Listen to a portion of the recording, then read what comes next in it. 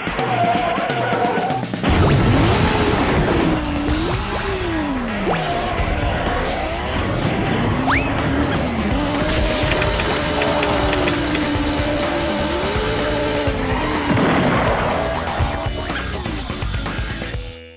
viewers. Today's program is about bullying, and today we're going to be joined by Dr. Manal Durgan, who's going to tell us a lot of very important points about why kids bully, who is being bullied, and what can be done about it. Dr. Manal is a psychiatrist, and she works with children and adolescents that have emotional and behavioral challenges. So welcome, Manal, Dr. Durgan. Welcome for joining us. And this is a very, very important topic to all of us. Nobody's immune, and actually we even hear about bullying in the corporate world. But today we're focusing, and on CYC, of course, we're focusing on our youth and our children, and we want to know what is happening. We hear about cyberbullying. We hear about all kinds of different ways that kids have invented new ways to bully, and the terrible effects that sometimes happen because of the bullying, and what can be done about it, because we also want to have leaders in our communities as well too, and we don't want to have bullies being intimidated. So tell us a little bit about what happens in the dynamics of bullying, and then we can talk about the solutions.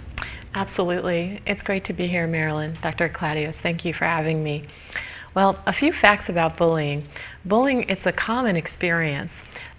Children and youth report, over half of them, 50%, that they've been bullied at some time in their lives. And sometime during their school years in particular, and at least 10% are bullied on a regular basis. Bullying behavior can be physical or verbal or electronic. Boys tend to use physical intimidation or threats, regardless of the gender of their victims.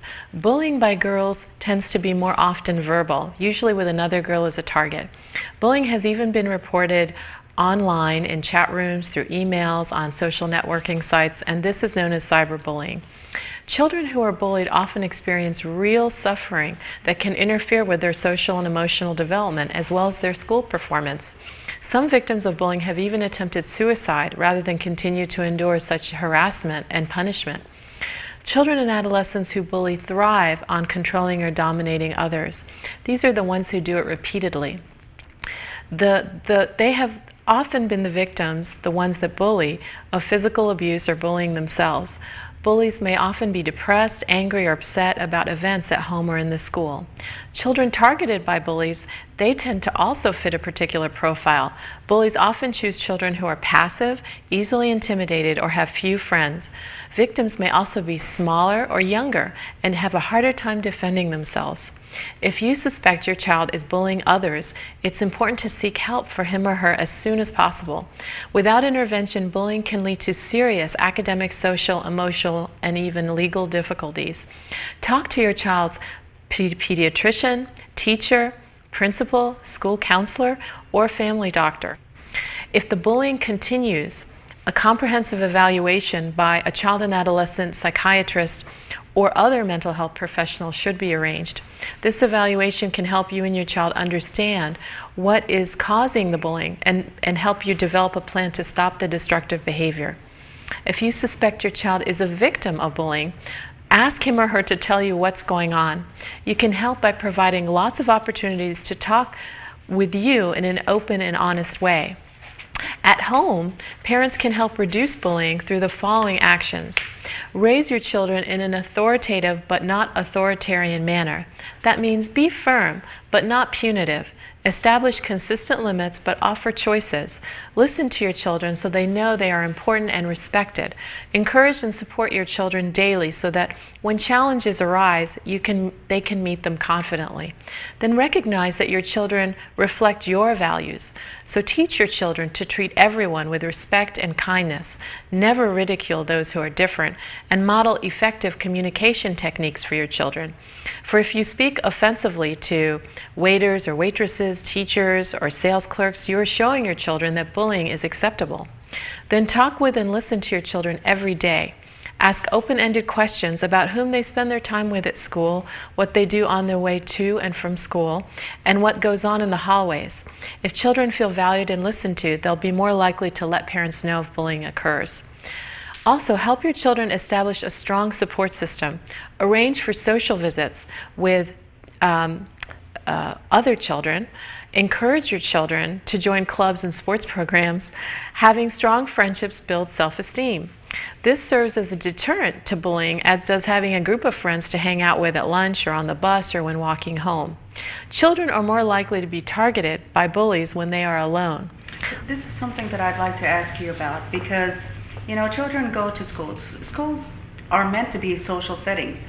So in the social settings, they have different classes. They have art, they have music, they have a recess, and of course lunch. All of these are very important, like opportunities, not just for learning the academics, but as well for learning social skills.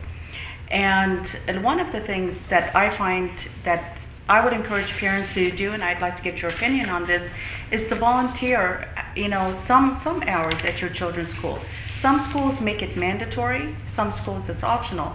But by volunteering, again, I think especially for younger children, it helps them to feel important and it helps them to feel a sense of security, like mom and dad feel, it's not just for moms only, but mom and dad feel that school is important. Or if you have a grandmother that's at home and can come in to volunteer, or something to give them that extra sense, because if it's not coming from within them, and maybe they're a little bit embarrassed, maybe they're not speaking English the way that the rest of the children are. Maybe they just arrived to the United States, so they're picked on and they don't know why. They don't know who to go to. And a lot of times we get into this mode where we just drop children off at school and we forget, like you just mentioned, the important things when we pick them up. We need to set a time aside where we ask them, so how was your day? Mm-hmm. Who did you have lunch with today? And then when you go on field trips with them or you get them to join various activities in the community, then you can eyewitness how they are interacting, and then you can try to maybe intervene a little bit. Maybe you can tell us a little bit about some things that, that the parents can do, but also that the children themselves can do. And what will happen, like if I'm being bullied and if I go to my teacher or to the principal or to the school counselor or to the PE coach, what should I expect? And what is the reaction that I should expect? And if I don't get that reaction, do I go to somebody else? And what should I do? Those are excellent questions. And I think that you start out by asking your child what he or she thinks should be done and what's already been tried, what worked and what is working and what didn't work. Seek help from your child's teacher and school guidance counselor. Most bullying occurs on the playgrounds, in lunchrooms and bathrooms, and on school buses or in unsupervised halls. But what you said about children who speak a little differently with an accent or wear a slightly different clothes or are coming from a different culture Or and eat have different food. or eat different food, that's so that is something that makes them sometimes, unfortunately, a target of bullying. And it's important to as you said, try to reach out to bridge the gap between your culture and their new culture by showing your face, if you can, at their school as much as your schedule allows. Many of you parents out there are busy, you have jobs and other children and extended family members that you're responsible for. But if you can find the time every now and then to not only ask your children, as Dr. Claudia stated, about their day in school, but also to try to meet with their teacher, to volunteer once in a while at their school, that will mean the world to their child, and will also be a message that is transmitted to the children that sees that parent, or to the educators in that school, that that parent cares about that child and wants to know what kind of environment that child is in the majority of their week during daytime hours. And if you speak to your parents, for our young viewers, and you can say to your parents, when you go to the school conference and you speak to my teacher, just about all schools have set times where they have school conferences and parents have to go to pick up the report card. This is an excellent time, and if you're intimidated or if you're a little shy to tell your teacher what's happening, but you can tell your parents, when you speak to my teacher, ask my teacher how I'm doing, ask my teacher these questions and so forth. So parents should ask questions, not just, is my child at the top of the class? Is my child getting all A's? Why did my child get a B? those are important questions. You want to know how your child's academic, functioning is. That's part of what schools do. But because schools are important, forum for, development socially and so forth, you need to also, as parents and as youth, also be interested in in their social environment and how they are progressing socially. So these are important questions for parents to also ask as well too. And then this way, this will at least, if the teacher is not paying attention, maybe elicit some attention from the teacher. Maybe I should pay attention to how my child is behaving and so forth. And if my child has friends, and if my child doesn't, maybe get them to be part of a group or a club at school. Absolutely, because there are oftentimes clubs now, even in middle school as well as elementary school, that children can get involved with. But if your child's school doesn't offer that, there are maybe opportunities in the community, like through Girl Scouts in the Western culture, or Boy Scouts, or the YMCA. And also, what's very nice is to, I think it's, Dr. Claudia's touched upon the point of teaching our children through role modeling for them, and that encourages not only their social development but a sense of self-esteem. And one of the things that we want to do for children who may admit to bullying or that we see bullying is teaching, role modeling for them how to be assertive. Being assertive means being the simple act of insisting that the bully leave them alone. And at home, if you feel that your child is being bullied, you can practice with them. You can pretend being the bully, and the child can practice with you what to say. So, and you can tell your child, if they're the victim of bullying, that just the simple act of saying, "Please leave me alone," in a regular way can have a surprising effect.